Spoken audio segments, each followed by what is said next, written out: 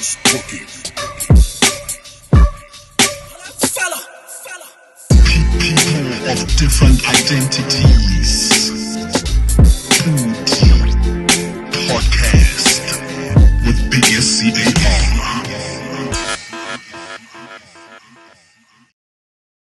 Yo, what's poppin', everybody? Welcome to another edition of the PODICAST right here at La Parada at Molapo Crossing. I tell you every single time, man, if you've never been to Molapo Crossing, come through. If you want to do your shopping, groceries, clothes, if you are into event management and you want to put together an event, they got the piazza. They have a small theater also that's on the other side.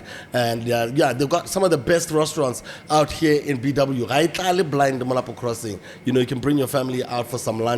And you can have a drink over Gago Capello. And this is where we come at you every single week on a Wednesday at 3 p.m. on the local corner Multimedia YouTube page. My name is SCAR. And happy holidays.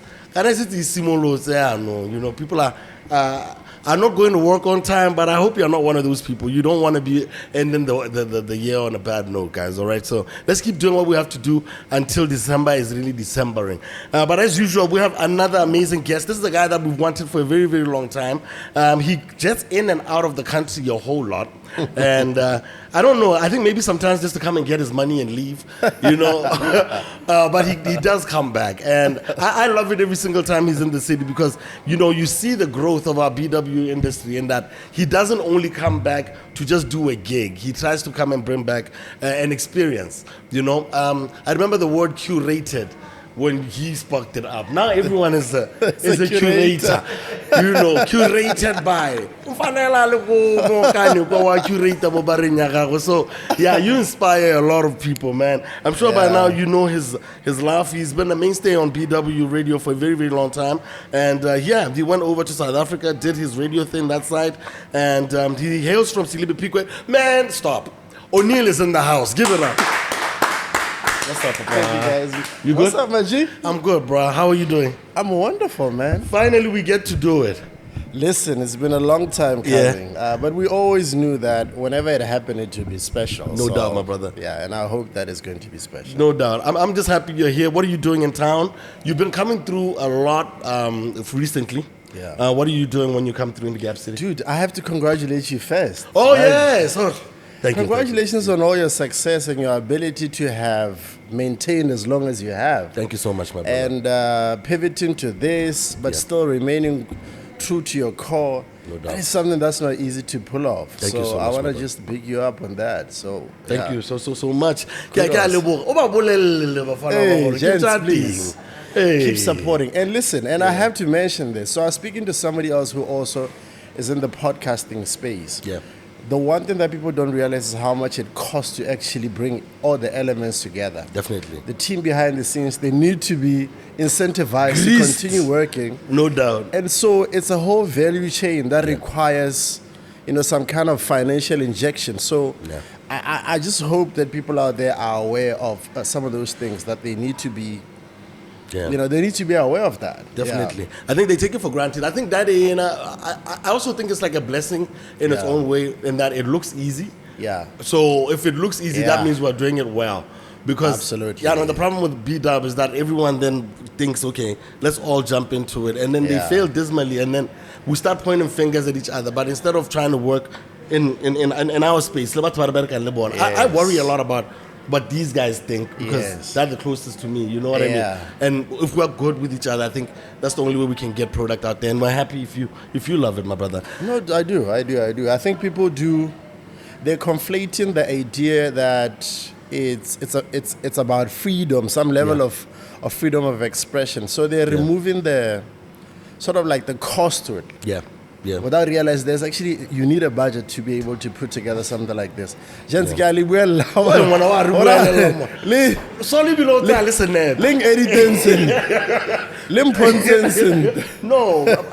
appreciate that, man. But we want to talk about you and your broadcasting as well as we go with this, because I think as an insider, sometimes it's easier for you to actually see the moving parts. Some people don't understand what you were actually that before you became whatever you are now, man, Absolutely. because you're a lot of Absolutely. things. Absolutely. But like I was saying, what are you doing in town? You've been visiting a whole lot. You're Yeah. doing a lot of events also. Hali. Yeah. What has been going on with you coming through? So, I suppose a little bit of this and that. Yeah. I mean, apart from the fact that it's home, of course. Yeah. But right now, primarily, I'm here for a specific event that I'm hosting. I'm honoring myself, Yeah. That's my craft, as well as also, I suppose, honoring my genre as in the best way I possibly can. Yeah. I feel like the time is right for me to reach for more, or attempt at the very least to reach for more, to try and aim for something that I believe is much more bigger than myself, you know. So staging an event where you're backed by an orchestra, hopefully we can get a 20-piece. Yeah. Something else that I learned about these things, it's not like we have an orchestra band that's just waiting. You have to assemble them. Yeah. You have to literally go out there and bring together experts at different instruments and try and make sure that that works. Yeah. So in a nutshell, I'm here too as part of the process of just preparation for that. That's happening on the 28th GICC. So that's why I've been back and forth between SA and Gabs. I think maybe that's what I wasn't paying attention to, because it is live. So this means there's rehearsals. Yes. So you've been coming for rehearsals. Like you are here taking a young bag and then No. This is going to be an all-out orchestra, an all-out piece.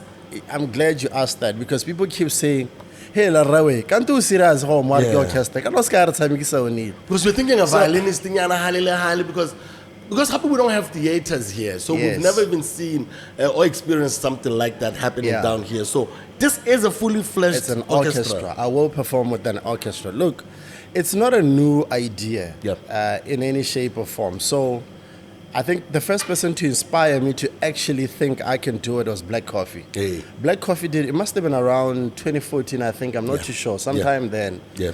He did his, time passed. And then later on, we would see AKA, the late AKA did his. Yeah. I think Kelvin Momo recently did his.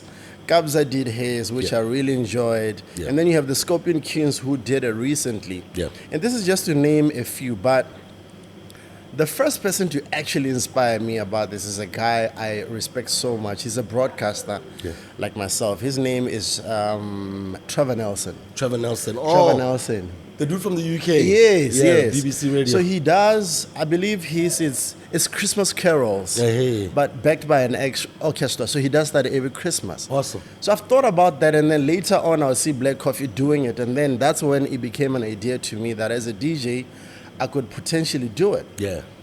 So it's been in the works for a very long time. Yeah. It's I've approached several people to try and do it, especially here locally, who loved me out the room. They loved me out the room. The last person I actually tried this was Babalinga, Fish. Yeah. We almost did it together. Yeah. But I don't know. At some point, I think just like the idea just faded away, because I suppose in a way we didn't know where to start. But then with you, because now you've experienced SA and also how people react to like commercial return on investment and linking it to the arts. Yeah. You know, I'm not saying it's easy. Yeah, of course. It's easy, Of course not. Having to come back here and try and solicit money for something like that. Yeah. How has that been? It's close to impossible. So how are you going to do it? It's virtually okay, we're doing impossible. it, but you know, how are you able to do it without the help? You know, I think it's like everything else in my life. Yeah. I think about what I want to accomplish with whatever the idea is, right? Yeah. And then I just jump in. Yeah. I literally do exactly that. Yeah. The same thing I did when I left Botswana. Yeah. I packed my bags Yeah. and I put them in my green BMW, my beat up green BMW, which I bought from Robin. And then I left and I called my younger brother and I said, go to Block 5 and pick up some of my things and take them to my mother in Sorowe. Yeah. That was it. I arrived in South Africa and I checked into a hotel. Yeah. and I only had money for 2 weeks. Damn, man. Literally. And niggas out here being scared. Because I was wondering, Honor, did you have links when you just bounced as well? So this is something you've done before, because No, even yeah. in Silibe Phikwe, coming to Gabs, Yeah. I think a similar story is like that. You just Yes. decided, yo. It's always been, Yeah. it's always been that way. So even the decision to, just to pivot, even the decision to go to Big Brother. So people always ask me, why do you do it? And I thought to myself and I said, I would never do this in a million years. But at the same time, then I said, for the reason that I would never do this, I'm actually going to do it. Yeah, yeah. So that's my thought process behind these things. So it's the same thing with the orchestra. I thought about the most difficult thing that I can reach for, the most challenging thing I can reach for. Yeah. And this was it. Also, somebody asked me a question a long time ago before I even left Botswana. Yeah. So, I found myself disillusioned by the industry, the stuff that we deal with on a daily basis. Yeah. Where you end up just questioning yourself, even your own self-worth. Yeah. Like, am I really even worth anything? Where you find yourself, you degenerate into this chaos that we see on Facebook, people complaining about this and that, comparing yourself to South Africans, this, that, and the third. Yeah.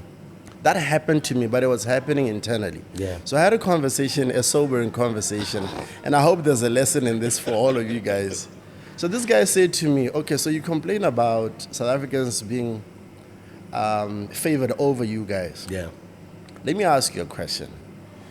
If you, Oneal, right now as you are, if you decided to stage a show in Botswana, and you said it's free of charge, and there is another event where South Africans are and they are charging 1,000 a ticket. God damn.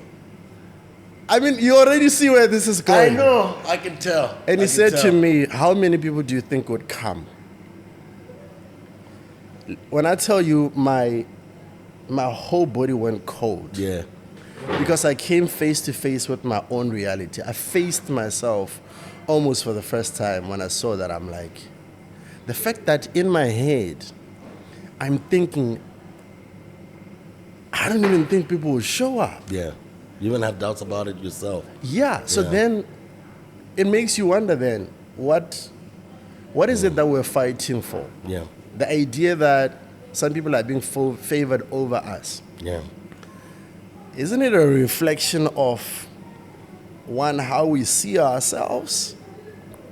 Because how we see ourselves means if you think dimly about yourself, Yeah. it starts to show on the outside. Yeah. And if you go out of your way not to invest in yourself, there are repercussions for that. Yeah.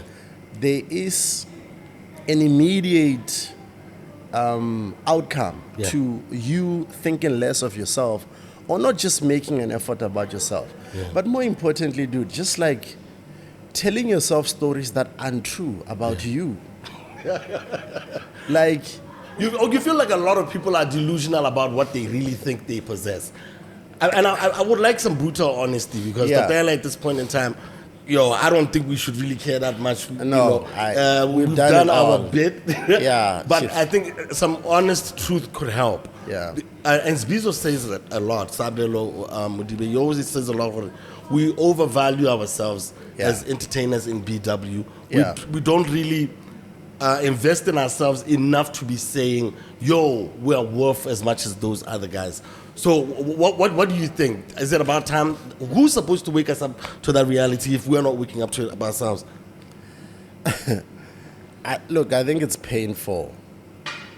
It's a painful thing to face about yourself.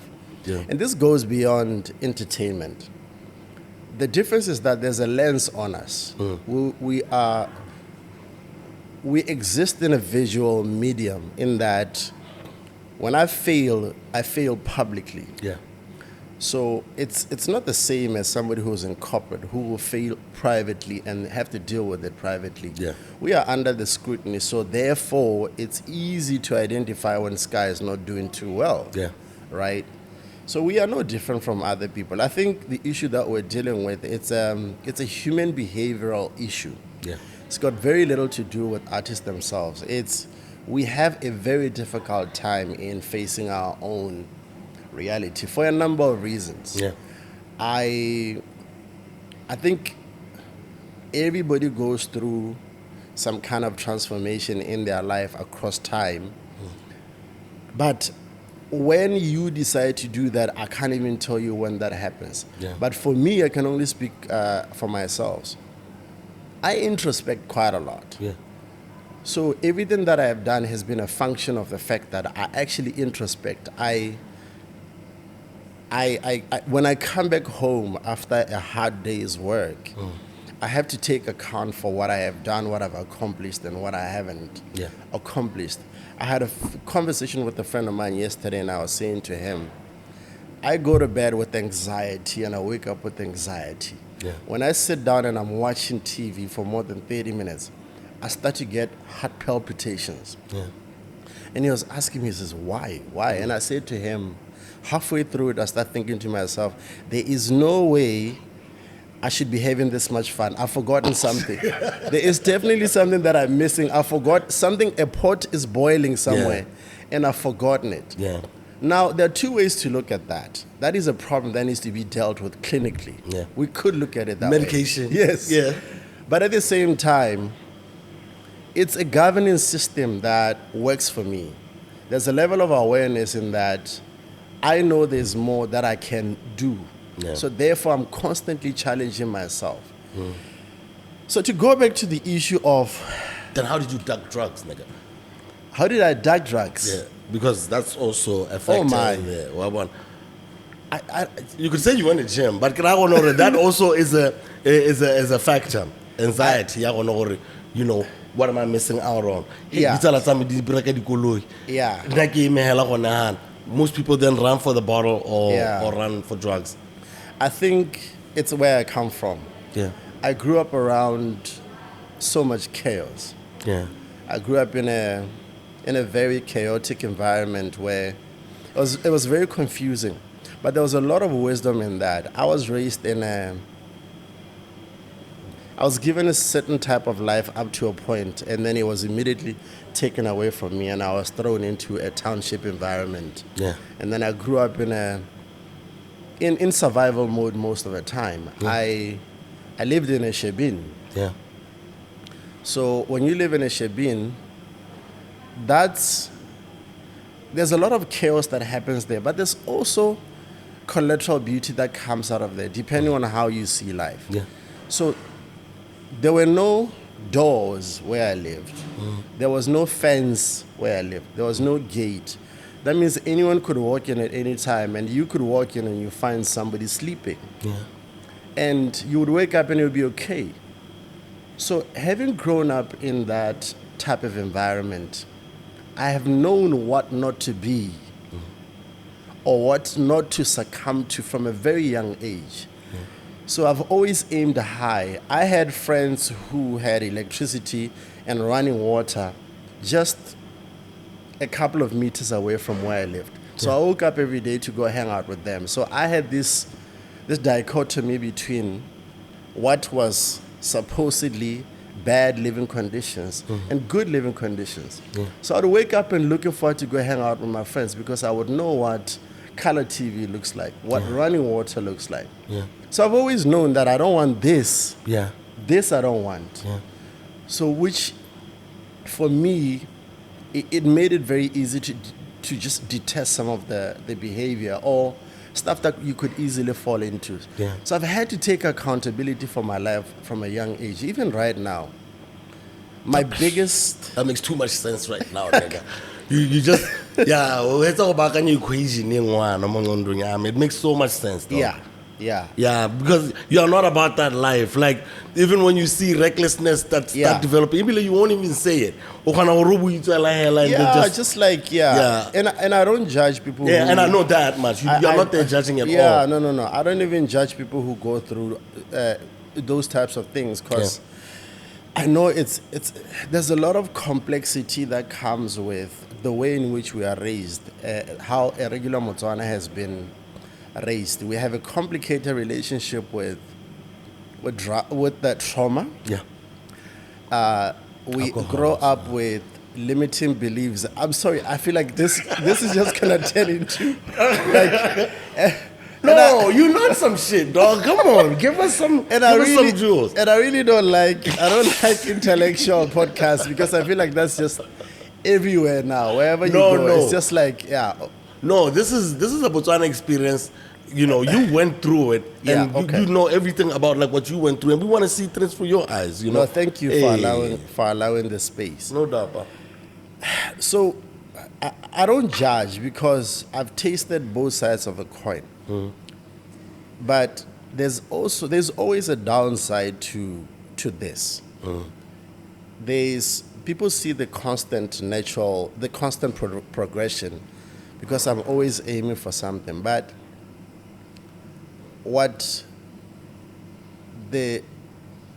I think the outcome of that, the negative outcome of that is you don't know when to stop. Yeah. You never know when to stop. Yeah. Because of my life, I exist through fear. Everything I do is a function of fear. Yeah. What that does is that then I just don't know when to stop. I mean, I used to work myself so hard to a point where at some point I think I passed out when I was still at Yarna FM. Yeah. Because I didn't know how not to work hard because I knew where I was coming from and I knew where I wanted to go. Yeah. So there was no governing system and nobody ever gave me a blueprint to what I did because remember, what I did it wasn't part of the establishment. When you create your own structure, your own way of life, when you chart your way of life and you carve it out for yourself, because you don't exist on anyone's terms, the byproduct of that is that other things suffer about you. Yeah. You know, whether it's your the emotional side of you takes your relationships, obviously, whether it's your relationship with your siblings, your loved one, your girlfriend, whatever a lot it is. of hearts. You can say sorry right now. Hey, he's broken a lot of hearts. Of course. You know what? Exactly. And I have. And then you're like, what's wrong with him? It's like, I don't know. Yeah, like it's always about him. Yeah. So I've had to understand that. Yeah. That there are other things that suffer when you work yourself that hard. Yeah. Your relationships, which matter as much as the bag. Yeah. Right? We like to act like the bag is everything. Yeah. But no, your relationship with your family, with your friends, with your baby mama, all of those things, they count as well. So I just wanted to highlight that point, that the balance is important. Do you think you would have done anything different? I mean, having come all the way out of Phikwe, and this is where now Gaboronians, we're running everything. Yeah. If it's radio, if it's club DJing, if it's a lot. I want you to take us through a little bit of that because you've done a lot of interviews. Yeah. I want that period where you decide, I'm gonna have to get out of Phikwe and come do something here in Gaborone, because I think the first time that I seen you was with Eugene Jackson and his dad. Yeah. And you were working with them a whole lot. I'm trying to figure out in that period, how did you end up in Gaborone? So, like I said, I grew up in a Shebin, and I dropped out of school. Come from Manya. From 2. No. God damn. I from 2. 15 years old. Yeah. So my boy is 15, by the way. Yeah. I'm trying to imagine it. Yeah, I dropped out, and because of how chaotic the environment I lived in was, there was also very little resistance for my decision. It was just like, okay. Yeah, sure. But there was just something about me. I was always very sensible, even through making decisions like that. I was always very enterprising in my approach to life. I mean, I became a DJ then. Yeah. How I became a DJ was I had friends, some colored friends whose father had just set up a nightclub. So I was known as a music figure because of how much I was just always in music, You loved one way or music. the other. I just loved it. Yeah. So these girls went to this school and came back at some point and said, hey, listen, our dad is opening up a nightclub. You love music. Why don't you come and DJ there? They took me there and I didn't know what I was doing, and I would start going to spend time there. Nobody ever, where I grew up, nobody ever asked, why is this kid not in school? Yeah. And I would continuously just spend time doing this, spend time doing this. So then something else developed in the process where I started writing lyrics. Yeah. Bars. I don't know how that just became a thing, Yeah. and I started surviving through writing lyrics. Yeah. It's funny because I ran into one of the guys now. He's a married man. These guys used to go to Cambridge, Yeah. come back and line up outside my crib at the Shabin to receive their lyrics. Damn, dog. Now, when you got it, dog. Like, it was weird because When I you didn't got know where you it got came from. Yeah. So shout out to MC Cent. I don't know what he doubt. calls himself now. So that happened, and I just became this music figure. And this was El Paso, by the way, Yeah. the club that we're referring to. Yeah. So I started doing that. I was a part of music groups like all of us were then in the 90s. So through DJing, then Francistown became the next stop for me. Yeah. I would steal music from the club, and then I would travel to Francistown to go link up with Francistown DJs. Yeah. And then I'll go back and forth because I was the biggest DJ out of Phikwe now. I was Yeah. the emerging guy from Phikwe. Was the dough coming in a little bit? Yeah, it was. Yeah, look, I was surviving. Yeah. I was surviving so well, and I would live a somewhat elevated life compared to my own conditions. Yeah. A funny story that I've always told about how chaotic it was where I lived. So it's funny because the irony is that baggy pants are back, but at the time, so I would have these baggy clothes. So I would have money in my pocket when I go home. Heartbreaking. Yeah. So when I go home to go sleep, it will be around midnight most of the time. It's not going to hang out in Majid. At least 400 meters away from the house, I have to take the money that I had. Like, there was a little brick. Then I just hide it under the brick. Because when you live in those types of conditions, one, the minute you take your clothes off, one, they're going to take, and it's your uncles. It's my uncles who would literally do this. Yeah. Now, worse still, they would even take my clothes. So I'll wake up and I have no clothes to wear because they've taken the clothes and they've taken the money, and would laugh about it. Like every morning, I would literally get up. Maybe I'll go with one of the elders to go look for one of my uncles. Yeah. We would know where he is because it's like 5 different Shebins around, and I'll go there. Oh,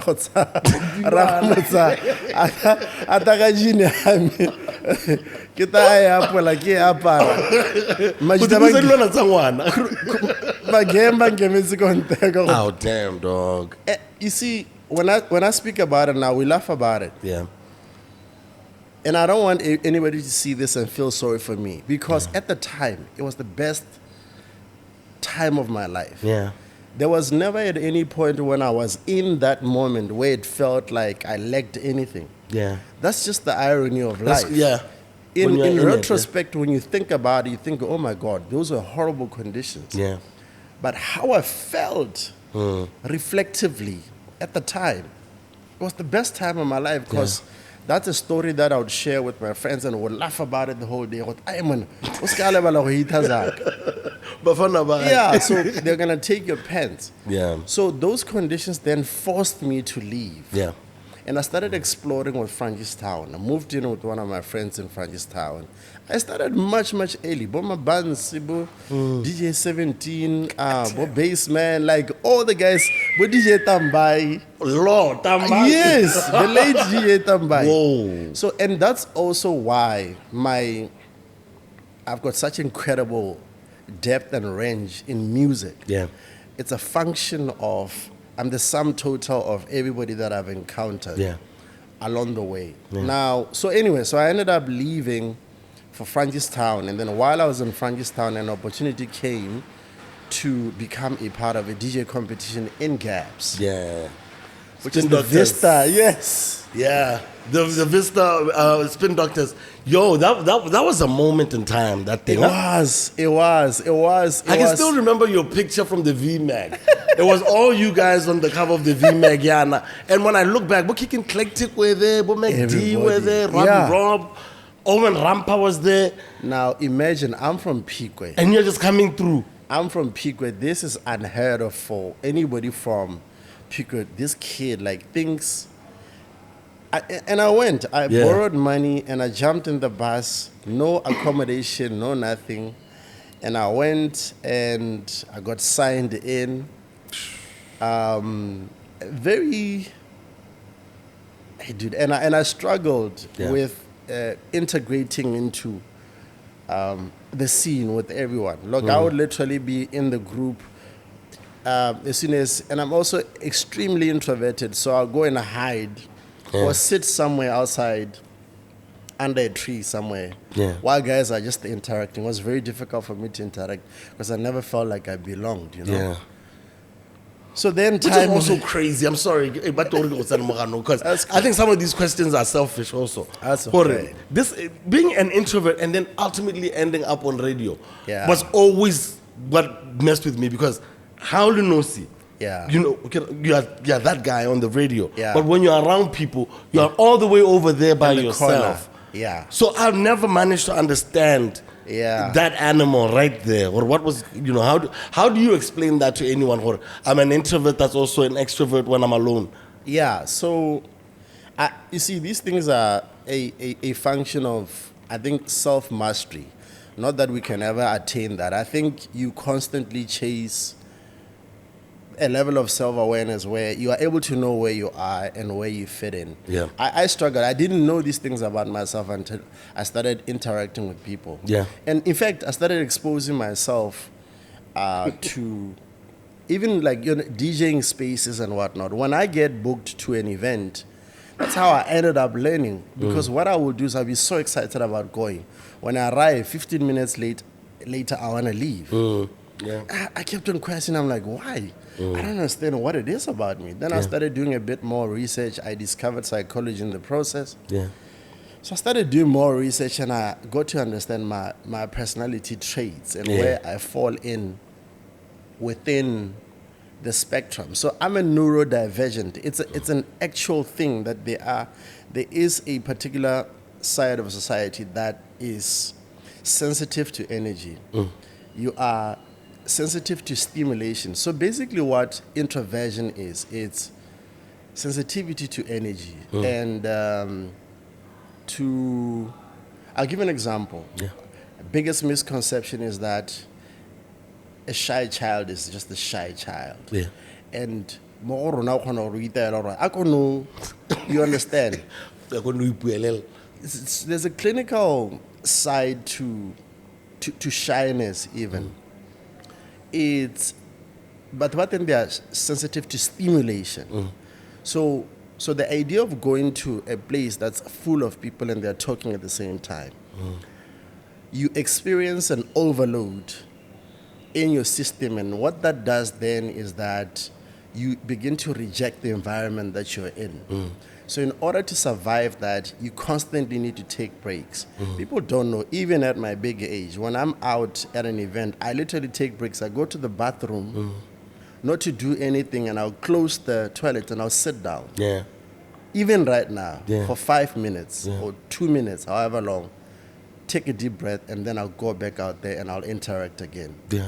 So I can't tell you what it is, but I've always been that way. So but it's also responsible for your creative side, Yeah. which is why there has to be some kind of expression. Yeah. I have to express this have to let it out somehow. I have to Yeah. channel it out, and that's what doing what I do does. Yeah.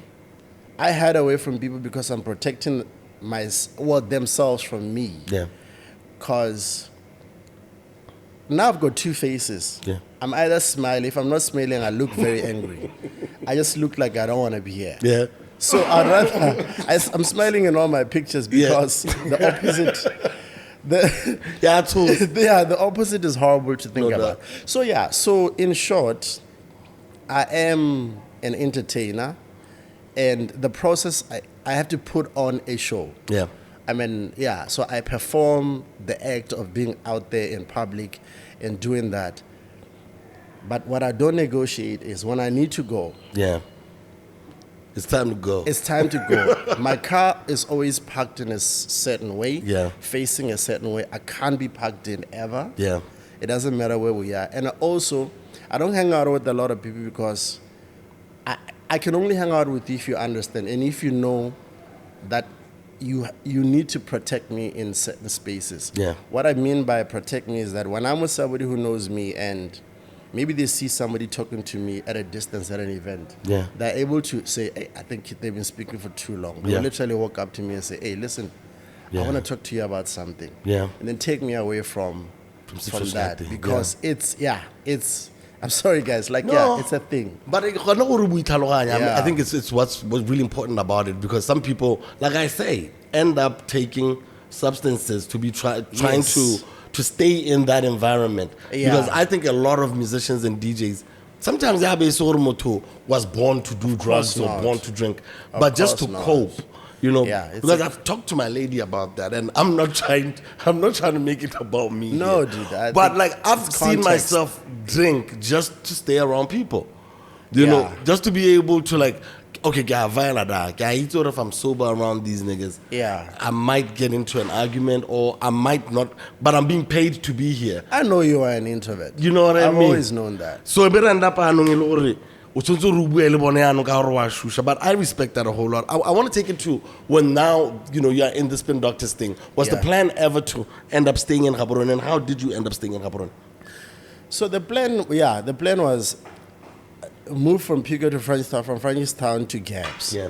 So when I came to Gabs, then I realized that there were greater opportunities here. And then, people started becoming friends with me. They allowed me in, and it became easier. But it was difficult because I would literally play DJ, and then something will happen and we'll be told to go back or come back in a week or whatever. It's an mobile. Ooh, you had to go back all the way. Yeah. Jesus Christ. So and the thing about people who are introverted is we detest the idea of asking for help. Yeah. Our worst nightmare is walking into a supermarket and then somebody says, "Can I help you?" Yeah. It's the worst thing that can happen to you. You wish you could just find things on your own, Yeah. and not have to ask anyone for anything. So that's what I will do. I wouldn't ask for help. I'll just jump in the bus and I'll go back. And I always lie and say, no, I checked into your hotel, Yeah. or whatever the case may be. Until, yes, the competition happened, failed dismally. I think I got like 2 votes. Guys, What, do you think it was because you want a Gabs guy? Because I think that's Yes, always of course. in B-Dub, then Gabs back in the day, that was about clicks. yeah, it was. It's always been Gents Bamaropula. Baton Healy. Yeah, so it's always been. I was this outsider guy. Yeah. And also, what people don't even realize is that about 90% of DJs in that competition were playing house. Yeah. I think there was one hip hop. I only remember you kicking Eclectic and you never really know. Yeah, he was flipping everywhere. so he doesn't even Robin count. Elaine was like that. He was like a hybrid. But he did house. You did house, huh? I did R&B. Was Otis on there? No, Otis wasn't on there, He would yeah. have kicked our butts. Mox was there. Oh, Mox, But Mox was doing a house.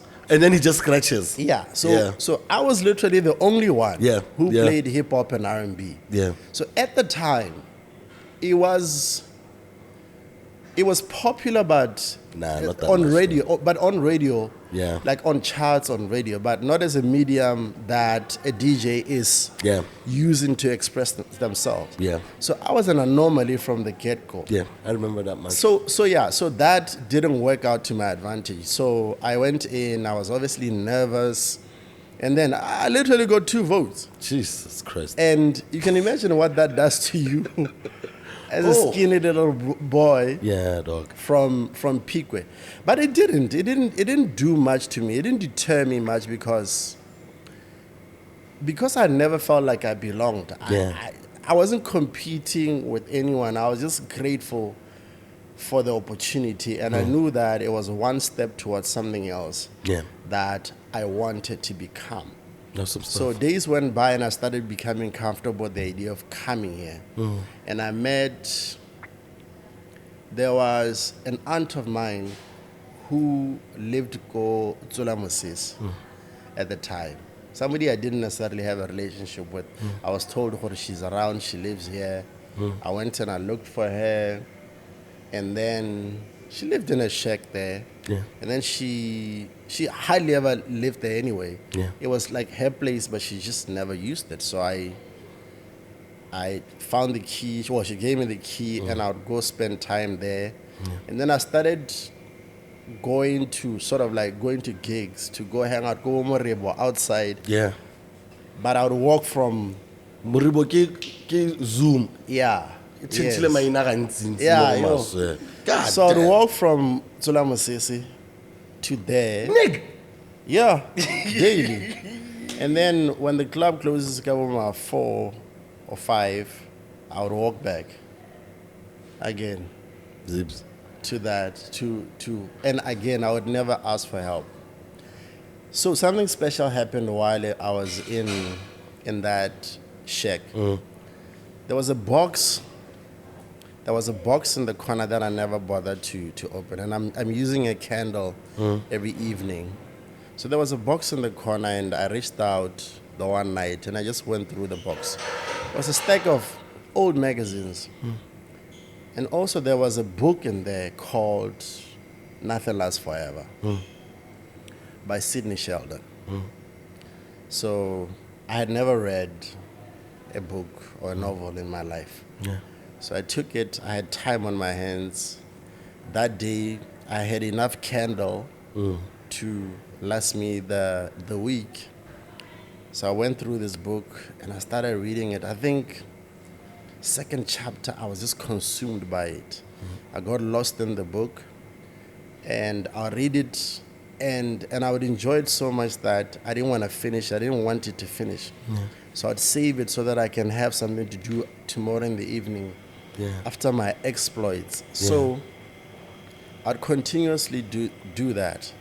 That book changed my life and my relationship. It formed my relationship with literature. It was that particular book that from there on I discovered a world that I had never seen, which was literature. Of course, I was auditioning. Yarn FM opportunity came to audition. I had been bugging those guys, going to Yarn FM and sit outside.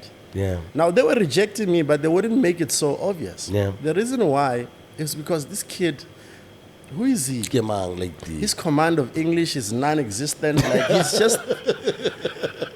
There's a bit of talent on the DJ side. Yeah. They can see that. So they didn't want to just kick me out. Yeah. I could sit outside, Lemalaki. Yeah. You know, I'll just sit outside. I'll just hang out outside. So an opportunity came at some point. Yarn FM was auditioning. So Owen decided they wanted to try and get rid of me, him and Dumi, by putting me through the process to punish me so that I can fail my way out, right? The training process. Yes. Yeah. One, they told me last minute Yeah. that, applications are closing. Yeah. Flip, I used to go spend time Kosakeng, Yeah. right? Main Mall, for those of you who are young. Internet cafe. Yes. Hey. Yeah, so I ran there and I spoke to one of the girls there and I said, I need to apply for this thing. She helped me with the application. I was running to RNFM to go deliver just in the nick of time. I made it just in the nick of time. And I handed in my application. The shock on Owen's face. I was like, okay, cool. So they go through these applications. We get called for auditions. All of us. I remember at the time Giselle was doing her last show. She was going to study. Yeah. I remember meeting her there, and we were all just waiting around. Tish Matash was also present for this process. Yeah. The audition process. We went through the auditions. We did our auditions. And then we had to go in one by one to go receive the news. Yeah. So I'm a nervous wreck. Guys walk out of there jumping, leaping for joy because, they've gotten it. My opportunity comes. I walk in. I remember distinctly, Owen is sitting to my right and Titch is sitting to the left. I actually remember how the room felt. It felt so cold when I walked in there. And they look at it. They look at me. Owen looks at me, and then he looks at Titch. They look at each other, and I knew that I didn't get it. Yeah. So Owen says to me, "Dog, I'm so sorry. You just didn't cut it." Yeah. I was wearing a cap. I took the cap. Like literally, that whole adage where you take off your cap and like you sink into a chair. I sank into a chair. My whole world came crashing. Whatever hopes I had, remember, I'm not just Oneal or Zibanani at that point. I am the sum total of my experiences, the fails, and how I feel about myself. Yeah. Which I was just a shell of a man at the time because I felt like I come from nothing. I'm nothing and I'll never amount to anything. And you're reaching for it. Hey, man. So that moment, I'm trying to paint a picture of that moment, what that moment meant. It meant it's this or I die. Yeah. So I stand up to leave the room. As soon as I grab the door to open it, they start laughing. Owen and Tish Matthias started laughing. So they didn't know what they were doing to you, wasn't it? It was just another joke. Dude, I'm sorry. Yeah, dude, I'm kidding. You got it. You made it. Sis. So that contrast from that moment to this one. That's crazy, dog. They created an animal at that very moment. Like at that moment, they created an animal. Yeah.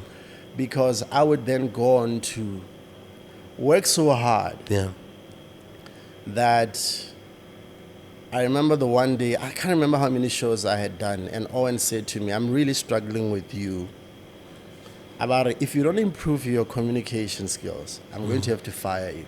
Yeah. That's how they talk. Yeah. I'm going to have to fire you if you don't improve your communication skills. So then, remember I had already discovered a book. Yeah.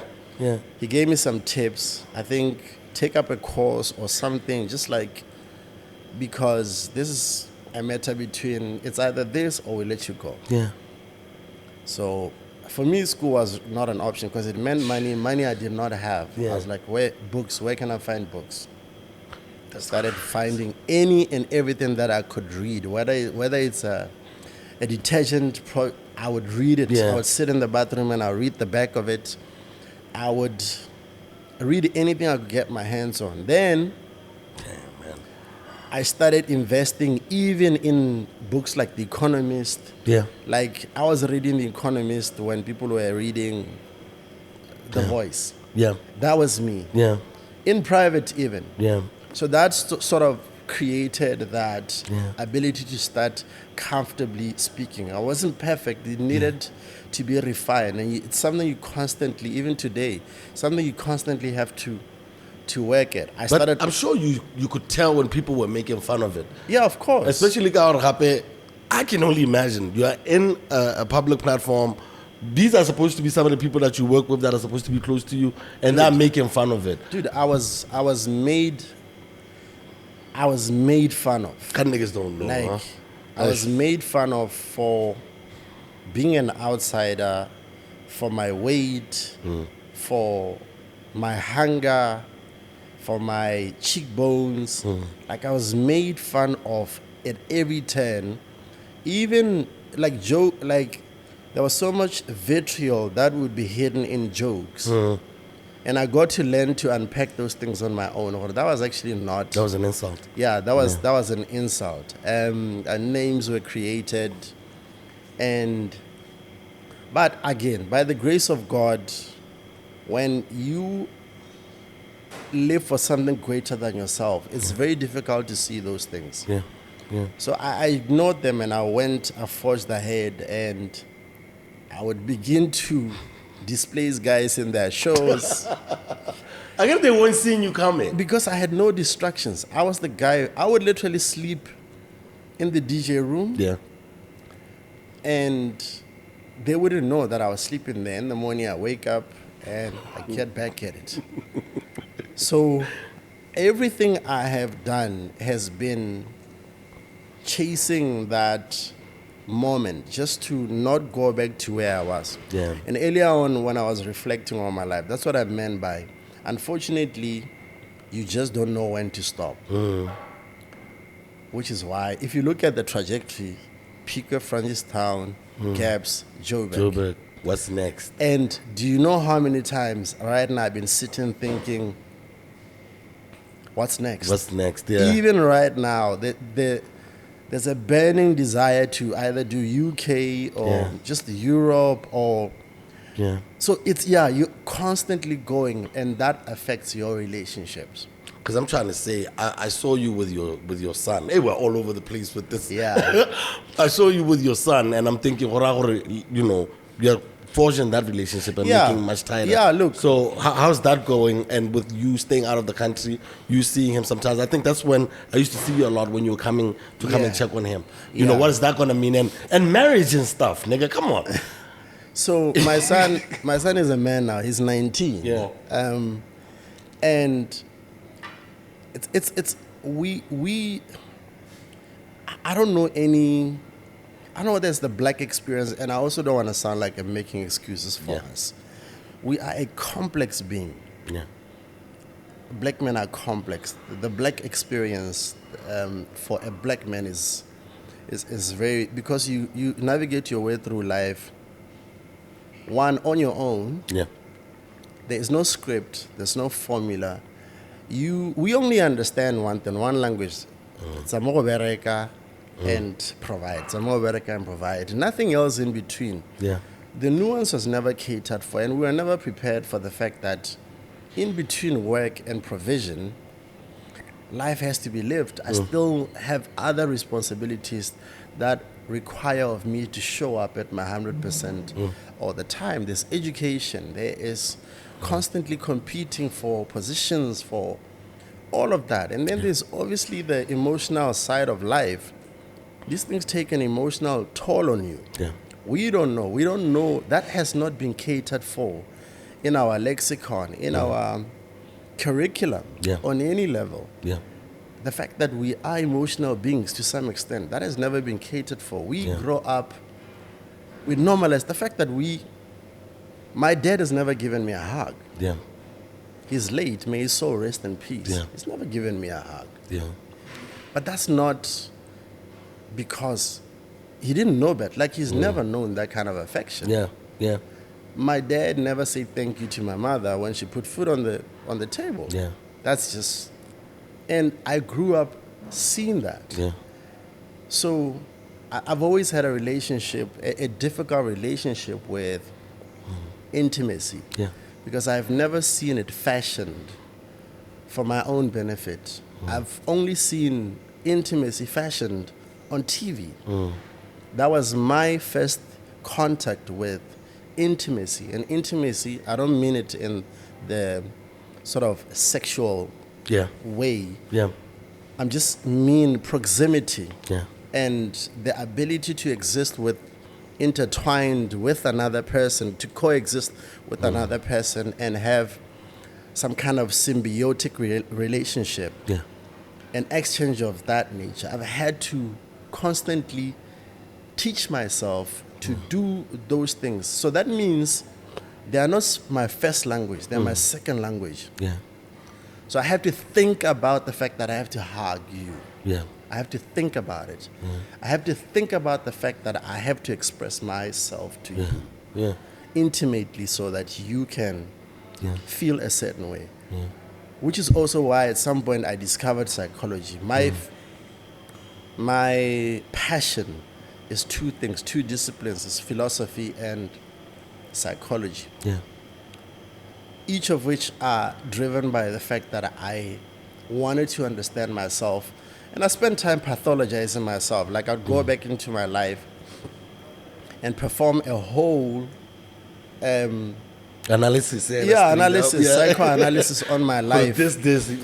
So I go back. I practice shadow work on myself. So basically, shadow work is the integration of your younger personality and your older personalities.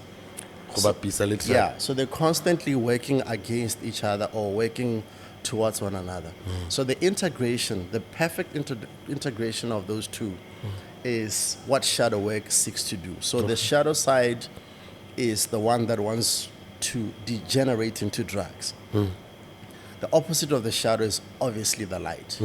So we're constantly in a battle to reach for more than. So it's very easy to go down than to go up in terms of this. Yeah. So shadow work is great for anyone, and I would recommend whatever you do from here, just go look it up and try and see what it can do for yourself, because you are able to reconcile the worlds that are constantly fighting.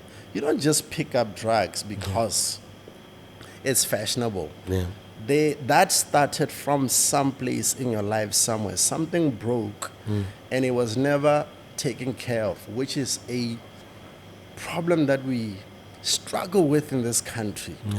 That psychology is not catered for in this country, and it's heartbreaking because everybody have to figure their way out of it. Out of life. So antisocial behavior, if it's not socialized out of a child by the age of 2, it takes on a different turn. And then what also happens is when you reach the age of 7, you start to pick up things from other people. You start interacting with others from schools and whatnot. And if that is not molded and shaped, there are many ways it can go, and one of which being you could become a psychopath. Which is, that's what antisocial behavior basically is. So those things, if they are not socialized, but some of our parents are not educated enough to even understand those things. They don't want to. But think about where they come from. I think about that, but sometimes I think when you grow up and you see maybe what your friends' parents do with them, you become resentful. You do. Why is my parents not like this? But then when you grow up, maybe in hindsight, realize it's much more better because you are able to realize it. And I think that would be the perfect question for you right now. How do you think positively did your upbringing help you become the man that you are now? Because in all of this, I look at you as a success, and all that you have done for yourself, and I haven't been close to it, and seeing what you had to overcome also, and also not having influence from other people, just being able to zone in. What do you think your younger self added to what you are today? I think because the story I just shared now about where I grew up, the environment I grew up in, the fact that I'm aware of every single moment of me growing up and where I was, that's a form of confrontation. That means I'm constantly confronting it. And even the fear itself, it can be good fear, because the fear to go back, that means I'm acknowledging that I know pain. I know what pain looks like. Other things will not necessarily be catered for because I wouldn't have known how to, for instance, the fact that I struggle with intimacy is something that I've never seen fashion. So therefore, now I know what not to do it's like there's a contrast between where I am and where I was. So Yeah. I know what not to do. I'm also fortunate to have cultivated relationships that help to grow me as well. Yeah. I am very intentional about what I take in. My diet is very important. By that I mean the people that I surround myself with, or the people who I spend more time with. Yeah. I do not encounter you in my life and you don't live a different person. Yeah. Especially if you come into my personal space. Yeah. Reading is a must Yeah. when you are in my world. Yeah. And you're constantly improving yourself one way or the other. If you're not, then for some reason our relationship just doesn't work out. So that's Yeah. why I'm saying I just always find myself in spaces where this happens. I gotta be messy a little bit because That's fine. You know, it's a podcast. We gotta get messy a little bit. Speaking about relationships, I remember when I was hanging out with you when you were moving into Onokujubekwana, and that's one of the stories that, well, I don't tell the whole of it, but I tell the little part that I was allowed to tell, where, you know, you're in this little apartment, you know, you make us some palichi, you make us some drumsticks, you know what I mean? And I'm looking at my bro, I'm like, look at this dude, man. You're really, really doing it and you're going for it. Yeah. And then the Feza question comes up on all Yeah. relationships. Yeah. You were supposed to get married to your big brother, sweetheart. Yes. But Swan have been dying for this answer, dog. Yeah. You know, it wasn't my place to tell anyone anything. Yeah, no, You know what I that's- mean? that's fine. So this is the biggest secret I've ever kept. But Okay. anyhow, what happened? We expected a marriage. You came back from the house. You traveled the country. You guys did a couple of campaigns together. And then you went to SA together. We started seeing you doing some work. She was supposed to get into some music project as well, I Yeah. think, because she was a singer.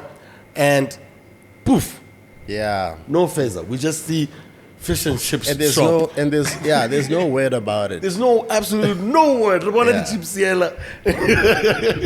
For what happened to that relationship? Because that's the last time I heard of you, saw you in a relationship. Yeah. Because after that, Yeah, it was nothing. just, yeah. So, one thing about me is, look, people only know what I want them to know. And Yeah. that's something I've always been good at doing. That's a good skill to have. So, the Feza question, it's a multi-layered. Yeah. If you asked me this question 5 years ago, I would have given you, no, not even. Yeah. Maybe 8 years ago, I would have given you a completely different answer to one that I'll give to you. Yeah. I think it's safer to ask you now. Yeah. It is. One, because of where we come from, Botswana, we are not a people that that's not Yeah. how we are. So I want to firstly take people back to the house itself. The question is always, were you serious about her, or was it a thing? And I said, I don't know how to be anything else. When you come from where we are, I wasn't going to go to the house and use somebody for my own benefit. Yeah. That's not in our DNA. We're just not built like that. No. So if you see me taking an interest in somebody, I'm genuinely interested in her. Yeah. Which is why I also became somewhat of a protector to her. I became protective, which then worked against me as far as the game goes. Yeah. Because that's where we come from. Yeah. You're with the woman, the minute she comes into your life, you are her protector, and in one way or the other, you become the provider. Yeah. And that played out in the house. But some of the information was managed. By nature of it being a reality show, Yeah. they had to drive and create a narrative. Yeah. Right? So there's something else I want to address about it. The fact that I was controlling. That was something that was ubiquitous. Like wherever you went, people would say things like that. Hey, we loved you, but you were very controlling towards that young girl. This is what happened. She came from a very complicated background and a very strict mother, extremely strict mother. Yeah. So when we sat, the one day she says to me, dude, this is the environment I come from. My country is very conservative. Even just me being on the show is going to be a problem. Firstly, they don't even know that I smoke. So can you do me a favor? What? Now, this is kept away from the cameras. Yeah. Whenever you see me picking up a cigarette, can you stop me from smoking? Oh, Lord. Right. And I said, okay, fine, I'll do that. So then the parties would happen and she would drink and the need to smoke. So the one time she was smoking and I walked up to her on camera and I took the cigarette from her. Now imagine how this is reflecting on TV. On TV. Right. They're not showing you Yeah. this girl asking me to protect her. Yeah. They're only showing you this. The same way they wouldn't show me praying, but they would show other people praying. The same way they wouldn't show the fact that I was the only one who went in with the Bible. The Bible that was moving around was my Bible, but Yeah. they've never shown me reading praying that or Bible. reading the Bible, I actually yeah. gave it to someone, I think. Yeah. So just to address that issue from there, and then you have the relationship with Feza. What that show does to you is what could have been a year. Honestly, it happens in two weeks. I don't want to lie to you. There's a psychological side to it that is so powerful. It's a science project. That thing, Yeah, right? no, that's exactly what it is. Hey. People don't realize that they've actually got scientists, they've got experts behind the. It's not just, you see how you have cameras here. For them, they have this, and then they also have psychologists. Before you go into the house, there's a SWOT analysis test, personality test. It's this thick that you do before you go into the house. That's why we're at Hilton in Joburg for 2 weeks. We were dealing with that. Jesus. So by the time you go into the house, these guys have analyzed every personality. It's no coincidence of where they placed us, in what house, with who. Yeah. They already know those things. Yeah. So now, I go into the house, and the Feza story is actually, there's another poetic side to it, Yeah. which is when we were in the hotel. So when you are in the hotel, you're not allowed to see other housemates. You don't even know who's there. Yeah. So each one of us was assigned a chaperone. If I want to go to the mall, I go with my chaperone. It communicates with others so that they don't see, we don't meet on the corridors or anywhere. Yeah. This is at the hotel. Yeah. We're sort of like quarantine. Yeah. So I would open my window, and Feza's window was on the other side. Yeah. She would, every morning she'd be smoking, so she would open the window and would wave at each other. Would wave at each It other. was meant to be. So I never told this poetic side to it. I'm like, Yeah, makes you sense now. must come, you must come, you must come. Like, yeah, I'll try. Yeah. But I still can't. If I ran into her, I wouldn't know it's her because of the Yeah. distance. Yeah. But yeah, from a distance, I could tell she's light skinned. I could Yeah. tell. Yeah. So anyway, time goes by, and then we end up going into the house. When we go into the house, we assume we're going into the same house. And then there are two houses. Yeah. So she goes, I still don't know who she is. I wouldn't even think about it. She goes to a different house, and I go to a different house. Yeah. Along the way, we realize there's another house. Then we start playing this game where we have to win people from The other house. the other house. They have to do the same. Yeah. So they put pictures on a screen. You pick, and then you leave. You pick, you live. You pick, you live. So I was picking the same girl. It is poetic as fuck, though. So, and not necessarily out of any romantic idea, because yeah. one, I hate processes. That's me. Like, even the voting, they will tell you I had record voting time. Yeah. I'm very decisive. I walk in and I would choose. Like, Yeah. dude, you're so heartless. I'm like, because it gives me anxiety. So Yeah. I'll walk in, I'm like, this again, the girl. Guess what was happening on the other side? She was She doing would the walk in same and just thing. pick the guy. The same Yeah, guy. yeah, The same yeah, guy. yeah, The yeah. same guy. Oh. So the psychologists are seeing this. We don't know. Yeah, so they are watching this. Yeah. So then, anyway, they end up bringing her to the house. And then I think she took an interest in me. Yeah. It was still not clear. I didn't know. Remember, I don't know the whole who I was picking. I still don't know, because there's another side to this. There's what you guys are watching. There is what the technical team is doing. And there's what we are experiencing. Right. Which is why you can hear somebody speaking about me to someone or gossiping about me, and I wouldn't know about it because Yeah. I am in the moment. Yeah. Right. Yeah. So that dynamic is constantly in place. So which is what I think sort of made this special. So then we ended up hooking up, and like the dumb fool that I am, I immediately abandoned the game. Because because there are also vultures in the house. Like, she's an emotional being. She's constantly crying. So it's like, people are conniving, and I start playing the protective role. Yeah. You know, I loved the girl. Yeah. You know, our relationship was genuine because we were two in a place where we had to compete for something, but as a team. And because I was able to connect to her emotionally, and she was very vulnerable. She told me about herself, a very chaotic spirit even. So everything I did was genuine. We walked out the house, and I didn't realize how much I genuinely loved her until I left the house, because I left the house before her. Yeah. So when I left the house before her and I went to the hotel, she completely checked out of the game. I think People saw. Yeah, She people was- saw. yeah. She was So this out. girl completely checks out of the house.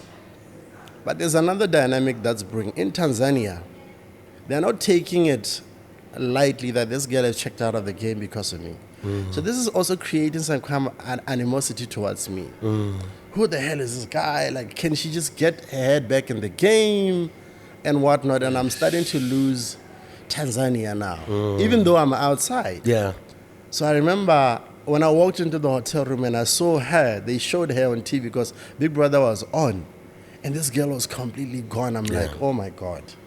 I didn't realize the impact me living would have on her. And also then I started to develop a strong affinity for her because you're almost seeing somebody genuinely, a display of somebody genuinely losing themselves because of you. Responding to you not being around. Like, that's nice. So that level of vulnerability exposes you. Yeah. So anyway, so then I did something. I did something crazy. There's a girl called Mamotsi who was a fitness instructor. They used to come into the house to train us. Yeah. I developed a relationship with her. Ooh. No. Okay. Like, we're peoples. Like, no. I'm like, we were. Okay. No, we were people. So when I came out the house, she was so excited. She came to see me at the hotel. So when we were at the hotel, and I said to her, you know what, I've got an idea. She says, what is it? And I said, when next are you training? I'm on the roster. I think it was Wednesday later on. And I said, I want to send a message in. Yeah. She says, how? And I said, cool. I took a piece of paper and I wrote down a message for Feza. I think it's some weird, weak-ass line. I can't remember what it was. But it must have been something like, get your head back in the game. People love you out here. Why we support you. Yeah, focus. This, that, and the third and whatnot. So anyway, so Mamu takes this and she goes into the house. Now she's trying to find a moment. So generally she would come in early in the morning to wake us up for training. Feza is in a funk. She's not moving. She's buried herself in blankets. So Mamu walks up to her bed and underneath the blanket, she hands her this paper, right? Yeah. She's confused. Yeah. She doesn't read the paper. I can't remember what, she didn't read it.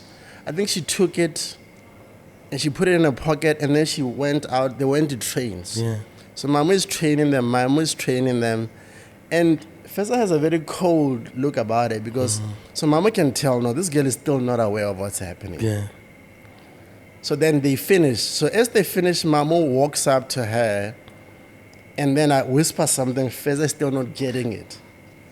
So as Mamu exits the house, it dawns on Feza. She quickly looks at this thing And she runs towards the door to try and stop my mama from leaving. The door closes. Now she's confused. She's making noise. She's screaming. She's whatnot. So she was anyway. Hey. The message did get to her. The lengths I've gone to for people who claim that I'm not an emotional being. Like, if this is not a romantic story, This I is don't a know. very Like, romantic. How about not really like ye? Come Like- on, that's romantic. Come on. that sacrifice, For my love. G.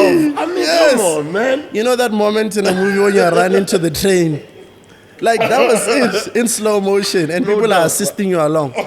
So that was it. So anyway, so she played the game, but it was too late at this Yeah. point. She didn't want to be in it, and the votes were against her because I think Nigeria and Ghana and Sierra, they were voting against us. Yeah. I mean, the numbers, because Yeah. they hated me because of, whatever reason. So anyway, so she comes out the house and we speak. I was in Maung at the time in my tour, Yeah. being exploited. Eish. Wait, I'm sorry. Welcome back home. Get to work. Sorry, sorry. Can I forgot that I'm a new man? Hey, I'm not the old Oneal. Sorry, guys. Edit this out. So anyway, so I know she's out of the house. I book a flight. Yeah. I flew from my own cabs and I flew to Joburg to go see her, and then we spent time together. And she had to go home. Yeah. So then she flies home. We speak on the phone. She talks about how horrible it is. 20 people waiting for her at the airport. Ooh, Lord. 5 of whom were her family. So they were really pissed. Yeah. No, even just like the way they respond to things like Yeah. this. Yeah, so she goes back there, it's dry, and she's seeing the pandemonium around me. She's seeing this. So, and I said, okay, so we need to get you here. Yeah. Because it wasn't even my choice. Nele makoti ba pleasure di khomo. Like, they didn't even care about me. Didn't have any chill. They didn't even care about Yeah, me. no. Like, I've never seen Botswana like that. No, everywhere you went, I saw the responses. It was Like- all about her. So anyway, so we agree and I send her a flight ticket, and she flies in, and obviously everybody knows what happened thereafter. Yeah. It was just madness all over the place, and it was a lot. And we still haven't experienced something like that in a while, you know? No. It was There's a lot of things that you think back to and you're like, Yeah. Because everywhere you guys went was some pandemonium, dog. No, there was. So then there was another side to this where when everything else closes, when we close the doors in my apartment, we're together after all of that, we are meeting each other for the first time. Yo. This is not Big Brother. We have this world around us, and I'm meeting this girl for the first time. We are now starting to spend time together. I'm getting to know her, she's getting to know me. It was a challenging relationship Yeah. because of our own limiting beliefs. She comes from a deeply spiritual background and also extremely superstitious. Yeah. They're very superstitious. Boloi. Yeah, like Yeah. it was a thing. Gore wa Like loiwa heavy. kana- Hey, Look. constantly they always think gore ba loiwa. Jesus Christ. So that also That's affects. a paranoia on its own. Yeah, time, exactly. So when you're dealing with somebody who is logical like myself, who comes from, I'm very mechanistic in my approach to life. Yeah. You know, I believe in the law of averages. You get out what you put in. Definitely. So for me, that was it. So anyway, so this then begins to form a residue in our relationship where you realize these things that sometimes you can love a person, you can love each other, but just not connect on that level because of just your views. Yeah. Because I would literally walk out, drive out, go to the store. When I come back, she is crying. She's crying. She's crying like she's been crying the whole day. And I'm like, why? She says she's under attack. Where? From home. How? What do you mean? Like, yeah, it's just like negative energy is affecting her. Blah, blah, blah. And she spoke to her mother who fueled this. The mother would say she went to church and the pastor saw some stuff. Oh, like that becomes a challenge when you are. I have to protect this girl because she's also in my country. Yeah. So I'm playing so many roles. I need to figure a way out for us. Financially, I need to work. I need to do all those things. Yeah. It became so bad that I spend most of the time protecting her, and people don't know that. I'll give an example of that. The superstitious side to her took over to a point where she started rejecting hugs from the public. Yes. Like, we would go out and people would ask for pictures, Yeah. and I would allow it. Yeah. Naturally, I It's would the job. allow it, but I would get in trouble when we got back to the apartment. That's too much. And having to explain to her that the importance of being kind and just receiving it, regardless of how exhausting it is. You know, it's unfortunately you chose a path. It's either you go all the way in or you don't.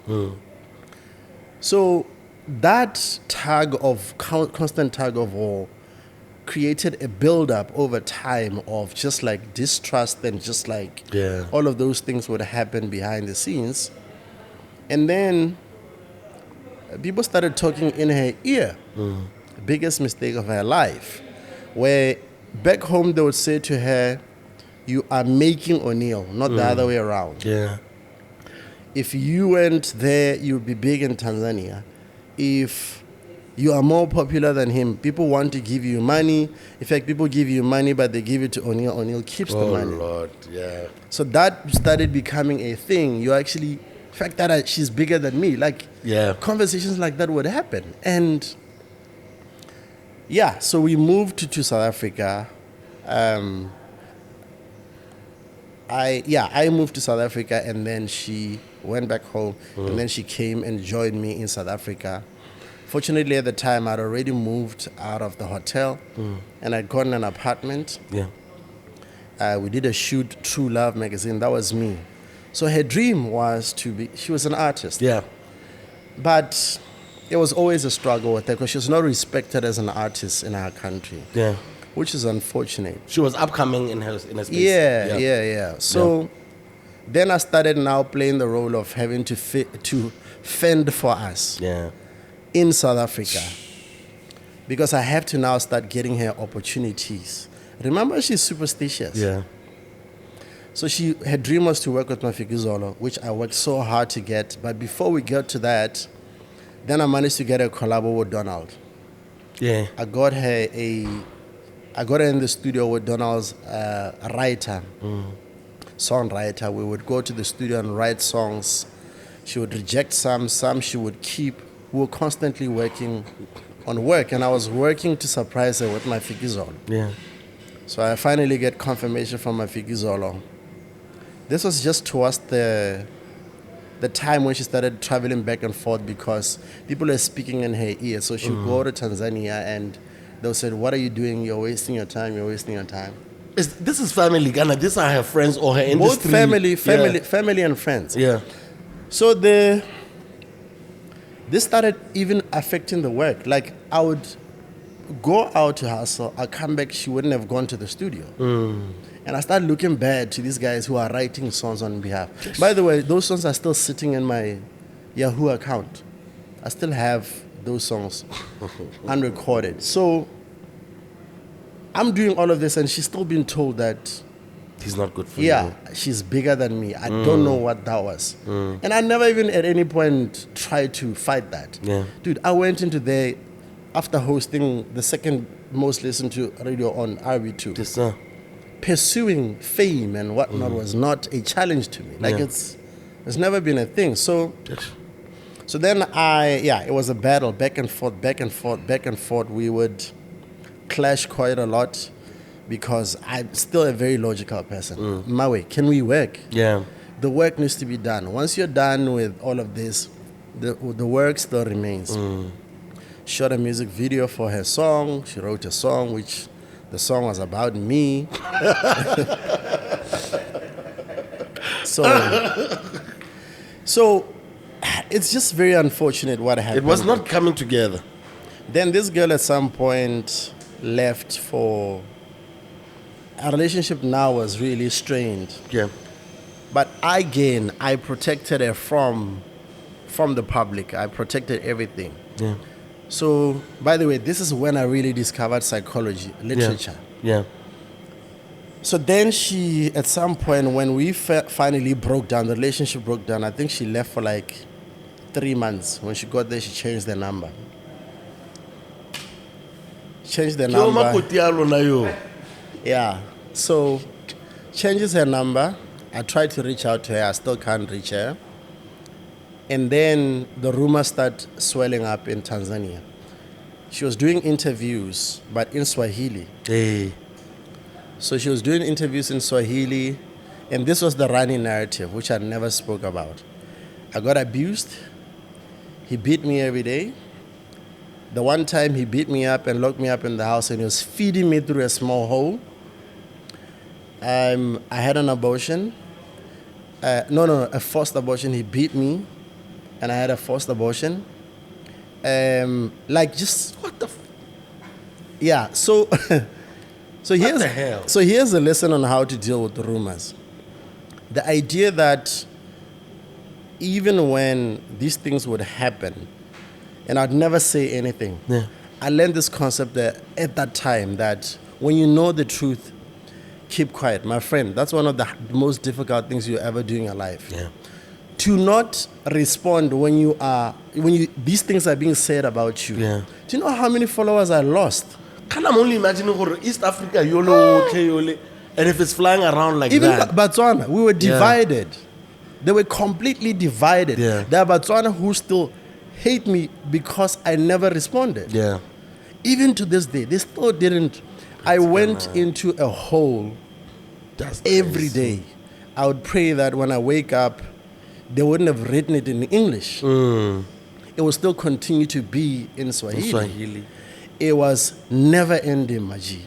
It was just never ending. I'm just happy it didn't get translated. It was because happy she's not as big as she thinks she is.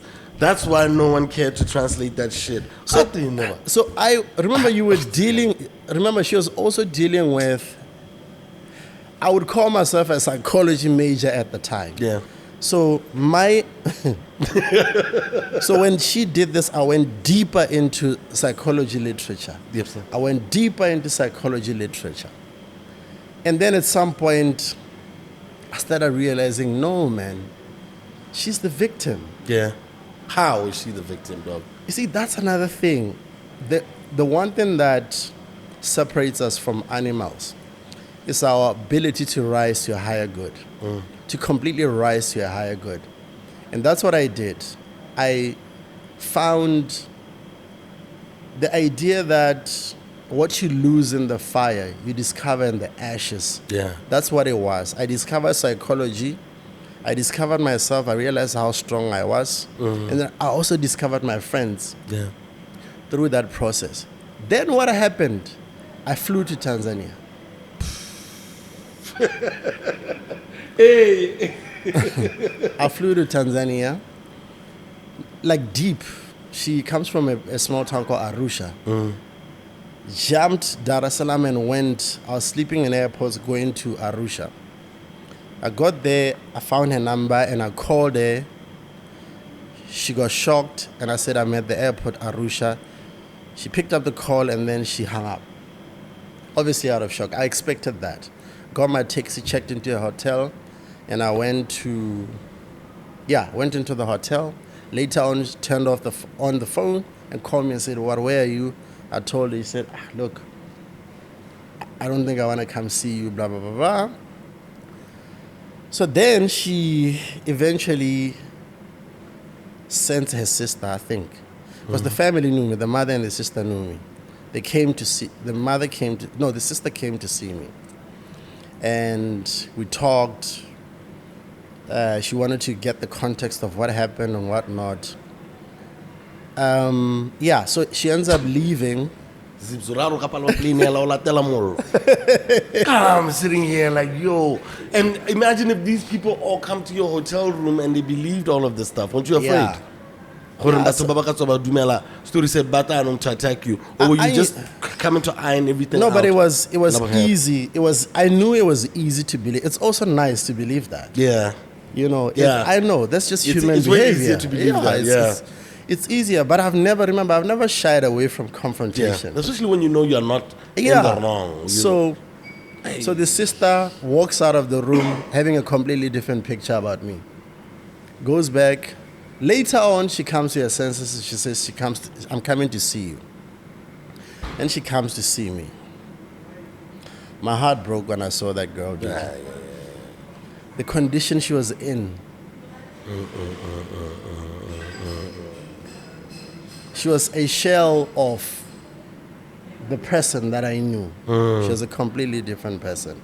Some stuff I won't reveal, but she was just she was not the same person, and that's why, to answer the question about, I started seeing her as a victim, as are most of us. You know, we are a victim of our circumstance, of our upbringing, things that we haven't dealt with. It's that. So that's me understanding those things. Anyway, I spent a few days.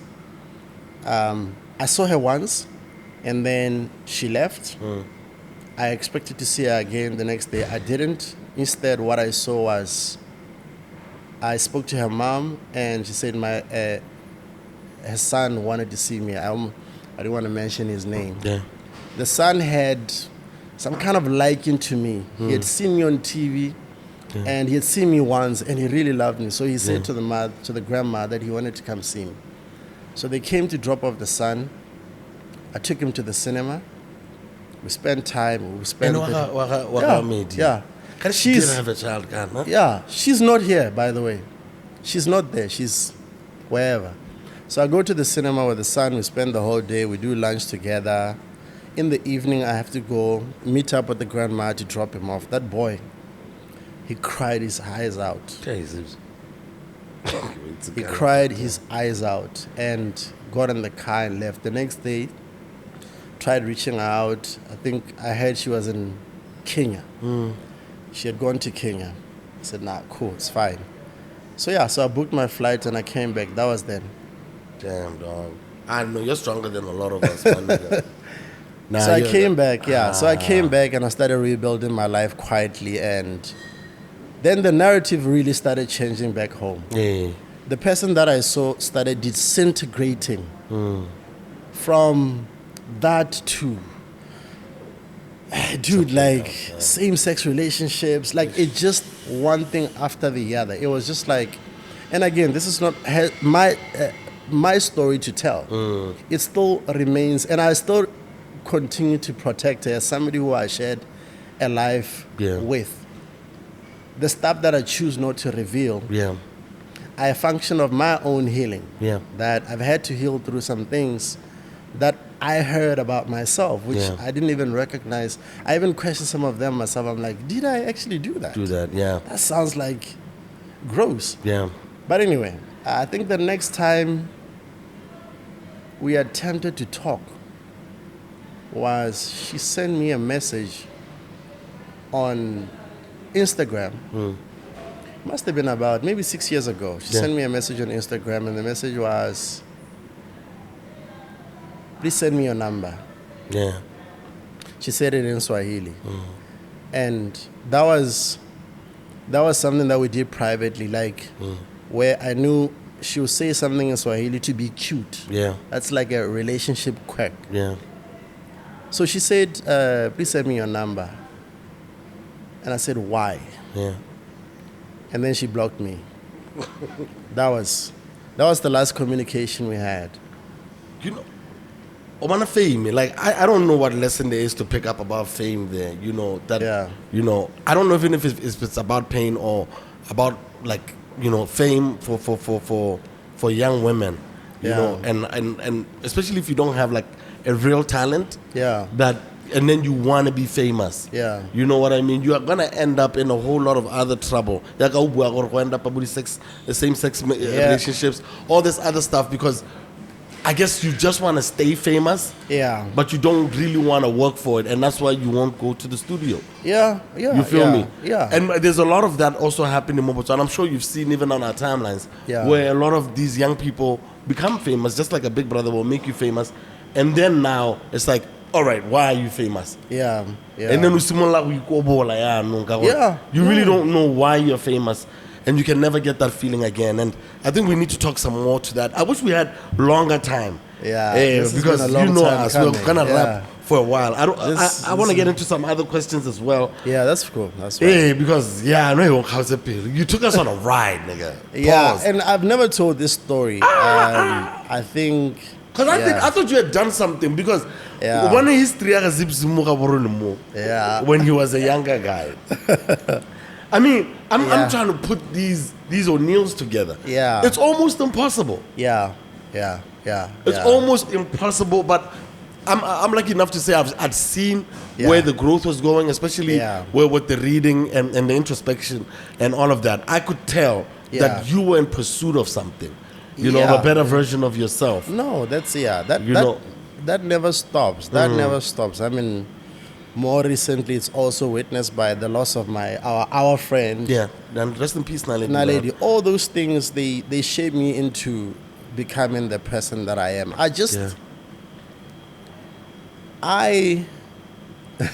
This is something I used to say with Naledi. It was a private joke. Yeah. We would say, we're nice people. We just won't spend time proving it. Like, we won't go out there twerking Yeah. for votes, you know. Yeah. So, and that's the thing. Yeah. You know, I think people will decide whether or not I'm a great or I'm a nice person. I think that has to be reflected in my deeds and how people express themselves about me and how I impact others. So, so that relationship, the process of that relationship, I gain a lot of insight and knowledge of self, and I'm a better person in a relationship than I was then. Are you in a relationship, Zeus? I mean, you're trying to go to Europe. Are you going with the wife? Or are you going to be going solo? So this is one thing people are never going to know. So you just let it go. No. So, but you do date. So there's a theory. There's a theory called Schrodinger's cat. Okay. So I want people to go out there and find out. No, you know me. I'm gonna find out. I'm just trying to make sure I don't forget. So the there's word. there's a theory called Schrodinger's cat. Okay. I'll make sure I check it out. It's a psychological theory, so just look it up. I'll definitely check it out. And then when it comes to broadcasting, we miss you on the airwaves. Cliff Central was one of the first online, big major moves, radio, and to have a Motswana in there, starting it off was really, really big. What's the current situation with Cliff Central and also your broadcasting career? I remain an important part of that family. I have such a wonderful relationship with Gareth and his former partner Rena. They are my family as far as that is concerned. I made a choice at some point to walk away from it because I wanted to pursue business. I wanted to challenge myself. I felt like broadcasting comes easy for me now. I've reached a point where it's like it's second nature. So I wanted to cut my teeth in business, and I've been doing that for a while now. Yeah, every now and then the bug does hit, but I'm still not there. I mean, do you see guys like Bo Fresh and Bo Nati able to do an everyday show? Yeah, like so the landscape is completely changed. Yeah, it's changed completely. You know, guys are not listening to conventional stuff anymore. I think with your pool, I'm sure there is an audience. I mean, I saw with the R&B, too much. But that's where you're being selfish. There it's you and your people. You'll be talking to some really, really big legends from our past. You know what I mean? My 2000 know nothing about them. Yeah. How do you choose to do what do you call it? Is it a project de apelo a gago, or are you really doing this for everyone else there for broadcasting? Because I mean, you can even name some of the legends that you've had on there. Like, Yeah, there's so- been a big number of people on Yeah, there. I've done. Possibly there was a time when I could easily tell you that I had interviewed more artists than anyone Yeah. in the history of South Africa. But Yeah. again, Kemotswana, these stories are not shared by my own country. Yeah. South Africa has no reason to share those stories. Yeah. But if Botswana does not tell those stories about me, Yeah. then people will never know that I've done those things. The amount of people who I And a have dog. discovered, like, I'll give an example. The one time we were struggling for guests, Yeah. we didn't have guests. My producer, Rose, Tibo Touch's younger sister at the Yeah. time, says to me, there's a young guy, he's very talented, he's sitting outside. I'm like, ish, you know me, and like we need to have some kind of background because I need some kind of depth Yeah. within the conversation. Anyway, begrudgingly, I said, no, bring him in. This kid comes in and I speak to him. He's got a bit of an accent. He's very well spoken when I'm speaking to him. So I begin to take an interest. So this kid then, the band starts playing. By the way, my band is the same band that produces for AKA. It's the same band that plays for Casper and everybody else that you see. And whether it's Strictly Come Dancing, that band was Those formed. homies. Zadok. Yeah.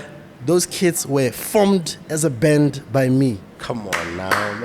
That's my band Come from. on now. Yeah. All those guys. And you always push them, huh? Yeah, so those They are were my always boys. pushed to do something completely different every single Surprises time. in Monday. I was paying them from my salary. Yeah. So, and what I would do is, as soon as they're done playing for an artist, and Yeah. I'll say to him, take his number. Yeah. Take his number. Until they'll tell you the story one day. It's like every single one of those guys that you watch behind the scenes. Yeah. That's my band. I remember when Casper was there as well. Yeah, Zeus the- Nagwati. yeah. Well, was that the meetup or no? Yeah, That's that dope, was. man. So anyway, so this kid then starts rapping. I'm like, oh, wait.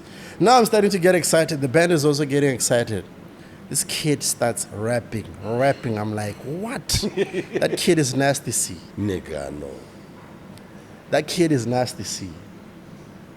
When I tell you, the people I have sat with, this story needs to be told at some No, point. we need a I longer would- show. From P Squared, you name it. So what happened was, I also cut a deal with a nightclub, Taboo at the time. Yeah. So they would fly in Nigerian artists every Friday, every Yeah. weekend. Yeah. So I cut a deal with them. When they land, they come to the show. Yeah. And then They go. the enemies I made, including my bosses. But then I always wanted to ask about Botswana usually the I guess the enemies of their own success in South Africa. Dude, Or also, I'll just ask it another way, or should you be announcing or you are from Botswana? you know, that's the thing. Like, and I realized I had grown when I stopped wanting that from Botswana or expecting that from Botswana. Another anecdote about this particular situation. Yeah. Somebody who was a frequent person in my show was Dr. Malinga. Yeah. He would constantly come to my show. So I created relationships privately with these people. Yeah. So Dr. Malinga would perform in Botswana. Then Dr. Malinga at some point walked in on a conversation of Botswana speaking ill about me. Oh no. And I know this story because Lesego Matlhare is the one who told me the story. So he is sitting with Dr. Malinga relaying the story. Do Botswana know who this guy is in South Africa? Yeah. No, these guys were just like confused and whatnot. Hey. And then he begins to tell them who I am in South Africa. This is Dr. Malinga. And and he walked out of there, Dr. Malinga disappointed.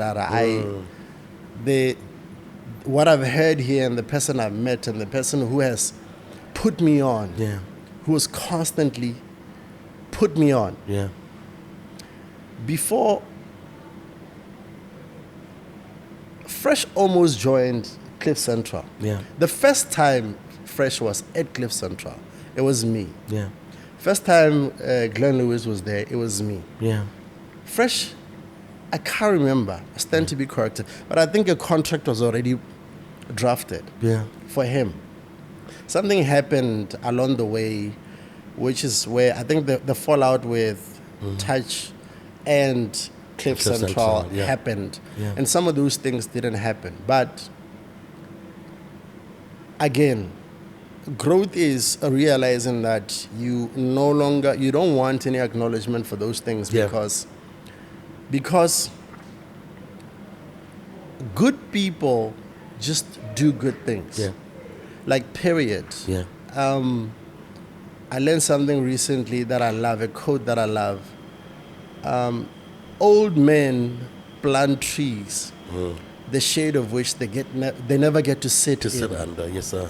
Yeah. So that's the thing. You realize that if I assist you, that's it. Yeah. That's it. I shouldn't have to expect anything back. If you decide what you do with that goodwill, it's entirely up to you. It's up to you. So, No doubt. so to answer your question, yeah. Yo, kind of bontsi ke bona batho ba re bontshitseng la ntlha gore o tshwanetse gore o charge ba bona. Yeah, I think no, maybe no. it was because with us is like if you like doing what you do, you end up thinking gore maybe by hiring you nkare motho go direla favor. And at the time we were too young to actually stand our ground like you. Zips would stand his ground. It's like, yo, I'm not going anywhere. Yeah. And I saw it rub off Kel's. Yes. And you can see what Kel's is up to now. He's refusing you know what I to mean? take bookings now. And there's a lot of dudes by but learn from that. And we don't learn later, but guys, we learned. Yeah. I want to ask finally about where is it? Oh, the show. Yeah. I want to talk about the show. I guess it's on the 28th of 28th November. of November at GICC. At GICC. How do we get our tickets and how do we how do we set ourselves up? Tickets are available online, webtickets.co.bw. Okay. You can also find them at Select Spas, Choppies, and they're also available from Grand Palm Reception. You can go there and get your ticket. Are you gonna be performing any of your jams?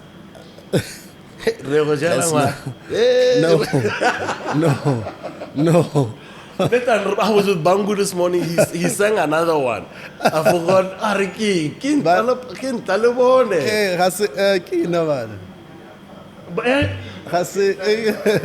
he was asking for Zip's gonna be performing that one.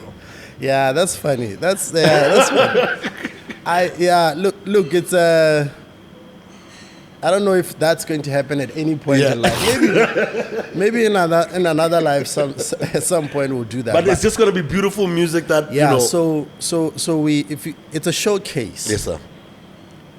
I'm asking everybody who's going to be a part of this to reach for more, because all of us are testing ourselves. Okay. I'm looking into even some of our hidden gems, like the fact that people don't know that we've got a great police band. We've got a great BDF band as well. but it's how they're used most of the time. Yeah. And they're underutilized. So we are tapping into those from a creative point of view. We're doing something that we had never done before. So the idea is that it's a one-man show. Yeah. But I didn't want it to just be that. I also wanted it to be an acknowledgement and a celebration of our art in Botswana and our people and our story. So it's reflected in the way in which it's woven. Everything weaves into each other. So think of orchestra, but with our elements. Yeah. There'll be other performances. There'll be the theater is very strong. It comes off very strong. If you can think of how, if you're watching, let's say maybe the Grammys, that first 30 minutes of just like that sort of action. So that's what we're aiming for, but it's not easy. Let's not give too much of it away. Just go get your tickets, check out web tickets, and get that ticket. And experience. We are trying to sell out the venue. Definitely. It's not even about me, man. It's about every kid who's going to be on that stage, every ballerina who's going to be, and I'm already telling you. You're giving away, Morena. So, I knew we're going down this rabbit hole. Go and celebrate yourself, Botswana. This is it, Okay. Are we going to see a fish and chips shop in Botswana soon? It's possible. How many do you have so far? It's 2. We lost 3 during COVID, so we've only got 2. How did you manage COVID? Dude, I'm Okay, still dealing with. I'm still dealing with COVID right now. So you managed to maintain 2, Yeah, though? we managed to remember, we were paying salaries without earning anything. We're paying rent without earning anything. So it takes time. And now we're dealing with electricity tariffs in South Africa, which are exorbitantly high. So petrol, 51 cents. that changes very little because the value chain, it takes so long for it to reach us. So I don't know. My passion is still food at the moment. People don't even know that I actually consult for restaurants in we just South think you Africa. play. Yeah. So it's deeper than that. Like, curating is not the guy playing the music. I write menus, I build menus. Go. Like, so it went beyond just curating. When I say curating, it means the entire value chain. The whole thing, is all encompassed. Yeah. But again, it's not Botswana, like, these things are not. Yeah, we're not quick to celebrate these types of things because, according to us, only one person is allowed to, I don't know, or to make it, or whatever the case may be. But it's unfortunate because I owe everything to this country. Yeah. Hey, man. We're about to lose another one, guys. But it's been awesome having you, big boy. Thank you, for being here. Na ra go tana go fish and chips re tla go igaolela because that's another thing that I think we as Botswana are really, really proud about. That it's a mainstay, and it's a young Botswana man from Phikwe who left here with just a dream and actually made it. I'm going to tell my son about you, man. Dude, if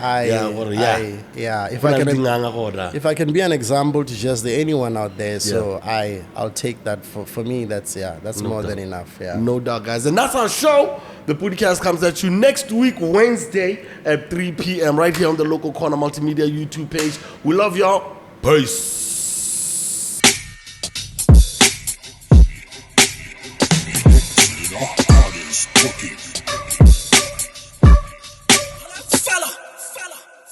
People of different identities.